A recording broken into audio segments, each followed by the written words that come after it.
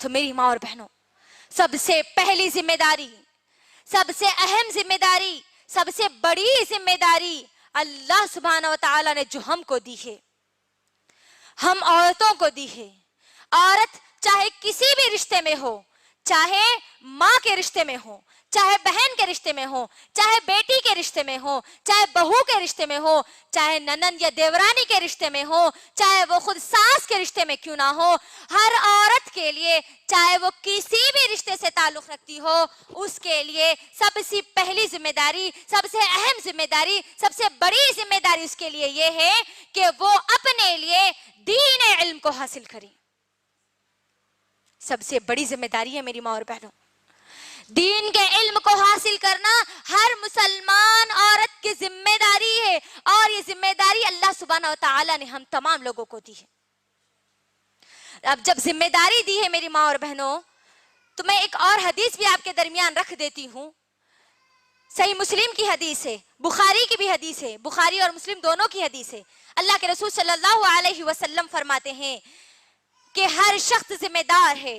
غور سے سنیے میری بہنوں، ہر شخص ذمہ دار ہے، اور ہر شخص سے اس کی ذمہ داری کے مطابق سوال کیا جائے گا. ایک حاکم، ایک لیڈر کی ذمہ داری اس کے عوام کی ذمہ داری ہے، اس سے کل اس کے عوام کے بارے میں سوال کیا جائے گا. ایک مرد اپنی بیوی، اپنے گھر والوں پر ذمہ دار ہے، اور اس سے کل قیامت کے دن اس کی ذمہ داری کے بارے میں سوال کیا جائے گا. عورت اپنے شوہر کے گھر کی ذمہ دار ہے، شوہر کے بچوں کی ذمہ دار ہے، شوہر کے مال کی ذمہ دار ہے، اور کل قیامت کے دن اس عورت سے اس کی ذمہ داری کے بارے میں سوال کیا جائے گا. گویا ہر عورت ذمہ دار ہے، ہر انسان ذمہ دار ہے، اور ہر ایک سے اس کی ذمہ داری کے بارے میں سوال کیا جائے گا. غور کریے، سب سے پہلی ذمہ داری اللہ نے مجھے اور آپ کو یہاں پر بتلا دی کہ علم دین کو حاصل کرنا ہے.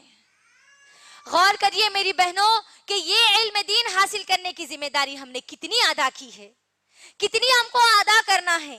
کیا ہمارے پاس اتنا وقت ہے کہ ہم کہہ دیں کہ آج نہیں کل میں سیکھ لوں گی، ابھی تو میں جوان ہوں، بوڑھی ہونے کے بعد سیکھ لوں گی؟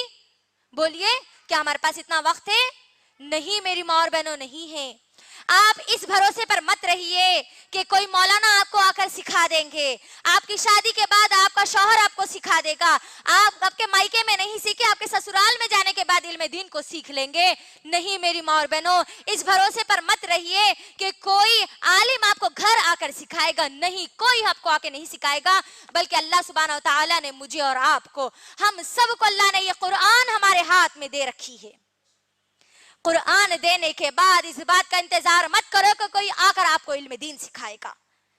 قرآن ہمارے پاس آنے کے بعد اللہ مجھے اور آپ کو، ہر شخص کو پوچھے گا یہ قرآن آنے کے بعد تو نے کتنا علم حاصل کیا. کیونکہ میری بہنوں، غور کرنے والی بات یہ ہے کہ اللہ سبحانہ و تعالیٰ نے اس قرآن کا جو سب سے پہلا فیصلہ جو اللہ نے نازل کیا، سب سے پہلا حکم جو اللہ نے نازل کیا، سب سے پہلی وحی جو اللہ نے نازل کی، سب سے پہلا پیغام جو اللہ نے نازل کیا، وہ پیغام، وہ وحی، وہ فیصلہ علم کی بنیاد پر ہے، علم کے لیے کہا گیا ہے. سورہ علق کی ابتدائی 5 آیتیں میری ماں اور بہنوں سب سے پہلے نازل کی گئی، اور ان آیات میں کیا بتایا گیا؟ اعوذ باللہ من الشیطان الرجیم، بسم اللہ الرحمن الرحیم، اقرأ بسم ربک الذی خلق، خلق الانسان من علق، اقرأ وربک الاکرم الذی علم بالقلم. اللہ نے یہ آیتیں سب سے پہلے نازل کی ہے. غور کریے میری بہنوں، سب سے پہلا حکم مجھے اور آپ کو، ہر انسان کو، ہر مسلمان کو اللہ سبحانہ وتعالیٰ نے علم سیکھنے کی دی ہے. یہ ذمہ داری آج ہم کتنی ادا کر رہے ہیں؟ سوال کریے اپنے آپ سے سوال کریے کہ آج میں علم حاصل کرنے کے لیے کیا کر رہی ہوں، جبکہ اللہ نے پہلا حکم یہی نازل کیا. میری بہنوں غور کریے. اس کے ساتھ ساتھ سنیے ابن ماجہ کی حدیث. اللہ کے رسول صلی اللہ علیہ وسلم فرماتے ہیں، ابن ماجہ جلد نمبر 1 حدیث نمبر 224، اللہ کے رسول صلی اللہ علیہ وسلم فرماتے ہیں، ہر مسلمان کے لیے چاہے وہ مرد ہو یا عورت، علم کا سیکھنا ضروری فرض ہے. علم کا حاصل کرنا ہر مرد اور عورت پر فرض ہے. غور کریے میری بہنوں، جس طریقے سے نمازوں کی پابندی کرنا ہمارے لیے فرض ہے، جس طریقے سے رمضان کے روزے رکھنا ہمارے لیے فرض ہے، جس طریقے سے اللہ نے ہم کو استطاعت دی ہے، زکوٰۃ ہم کو اگر ہمارے مال میں نکلتی ہے تو زکوٰۃ دینا جس طریقے سے فرض ہے، جس طریقے سے حج کرنا فرض ہے، اسی طریقے سے میرے اور آپ کے لیے، ہر مسلمان عورت کے لیے، ہر مسلمان مرد کے لیے علم دین کو حاصل کرنا، اس قرآن کے علم کو حاصل کرنا فرض ہے۔ یاد رکھیے میری بہنوں، یاد رکھیے، اس کے اندر ایک اور بات سمجھنے اور غور کرنے کی ہے۔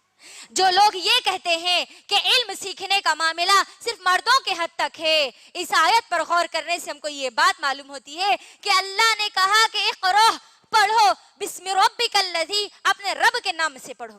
تو اللہ نے اس آیت میں یہ نہیں کہا میری بہنوں کہ اے مردوں تم پڑھو، اے عورتوں تم پڑھو، نہیں، مرد اور عورت ہر ایک کو مخاطب کر کے یہاں پر بیان کیا گیا ہے۔ غور کرنا میری بہنوں، تو علم دین کو حاصل کرنا ہم سب کی سب سے پہلی اور سب سے بڑی ذمہ داری ہے۔ اب میری ماں اور بہنوں، جب ہم لوگ یہ سمجھتی ہیں کہ قرآن کا علم مجھے اور آپ کو حاصل کرنا ہے، سیرت نبوی صلی اللہ علیہ وسلم کا علم مجھے اور آپ کو حاصل کرنا ہے، تو میرا آپ تمام لوگوں سے ایک سوال ہے میری ماں اور بہنوں، اس سوال کا جواب دینے کی کوشش کرنا۔ جب اللہ سبحانہ و تعالیٰ نے مجھے اور آپ کو اس قرآن کا علم حاصل کرنے کا حکم دیا ہے، تو میرا سوال ہے آپ تمام لوگوں سے کہ اللہ سبحانہ و تعالیٰ نے اس قرآن مجید میں سب سے پہلا علم کس چیز کا حاصل کرنے کا حکم دیا ہے؟ کوئی مجھے بتا سکتے ہیں کہ اللہ سبحانہ و تعالیٰ نے قرآن مجید میں سب سے پہلا علم کس چیز کا حاصل کرنے کا حکم دیے ہیں؟ چلیے میں ہی آپ کے درمیان رکھ دیتی ہوں۔ میری ماں اور بہنوں، اللہ نے جہاں کہہ دیا کہ علم حاصل کرنا ہے، ہر مسلمان عورت کی سب سے پہلی اور سب سے بڑی ذمہ داری جب علم حاصل کرنے کی ہے، تو اس کے لیے سب سے اہم بات یہ ہے کہ وہ سب سے پہلے اللہ سبحانہ و تعالیٰ کا علم حاصل کریں، کیونکہ اللہ سبحانہ و تعالیٰ نے قرآن مجید میں سورہ محمد سورہ نمبر 49 آیت نمبر 19 میں اللہ سبحانہ و تعالیٰ نے کہا فَعَلَمْ أَنَّهُ لَا إِلَهَ إِلَّا اللَّهِ۔ اللہ سبحانہ و تعالیٰ کہتے ہیں کہ لوگوں علم حاصل کرو کہ اللہ کے سوا کوئی معبود نہیں ہے۔ ہم کو علم سب سے پہلے کس چیز کا حاصل کرنا ہے؟ کہ اللہ کے سوا کوئی معبود نہیں ہے۔ اس بات پر مجھے اور آپ کو ہر ایک کو ایمان لانا ہے۔ جب ہم یہ علم حاصل کریں گے تو ہمارا ایمان مضبوط ہوگا۔ میری ماں اور بہنوں، ہم کو یہ بات بھی، یہ علم بھی سیکھنے کی ضرورت ہے کہ جب ہم یہ علم حاصل کریں گے کہ اللہ کے سوا کوئی معبود نہیں ہے، تو اس علم کے لیے ہم اپنے ایمان کو کیسے مضبوط کریں، اس کے لیے مجھے اور آپ کو، ہر ایک کو، ہماری صحابہ اور صحابیات کے طریقوں کو دیکھنا ہوگا کہ انہوں نے کیسے مصیبتوں، پریشانیوں میں اپنے قدم کو جمائے رکھا، کیسے وہ اس دین علم کو حاصل کیا کرتی تھی، کیسے اس دین علم کے ذریعے اپنے ایمان کو مضبوط رکھتی تھی۔ میری ماں اور بہنوں، اللہ کے لیے غور کرنا اور دین علم کو حاصل کرنا، کیونکہ ہم نے سب سے پہلے یہاں پر کہہ دیا کہ ہم کو حاصل کرنا ہے علم فَعَلَمْ أَنَّهُ لَا إِلَهَ إِلَّا اللَّهِ، کہ اللہ کے سوا کوئی معبود نہیں ہے، ہر چیز کا کرنے والا، مصیبت دینے والا، پریشانیاں دینے والا، زندگی دینے والا، موت دینے والا، بیماری دینے والا، شفا دینے والا، آپ کو تمام خوشیاں دینے والا، تمام کے تمام غم دینے والا، آپ کے بنتے ہوئے کاموں کو بگاڑنے والا اور بگڑتے ہوئے کاموں کو بنانے والا، صرف ایک خالق، ایک مالک، ایک رازق، صرف اور صرف اللہ سبحانہ و تعالیٰ ہے۔ اس بات کو ہمارے ذہنوں میں ہم کو بٹھانے کی ضرورت ہے۔ جب ہم یہ باتیں ہمارے ذہن میں بٹھائیں گے میری ماں اور بہنوں، تو ہمارا ایمان مضبوط ہوگا، اسی طریقے سے جیسے ہماری صحابیات کا ایمان مضبوط ہوا، جیسے ہمارے انبیاء کی بیویوں نے اس ایمان کی مضبوطی کی خاطر بڑی بڑی مصیبتیں جھیل لی، لیکن ان کے ایمان پر ذرہ برابر بھی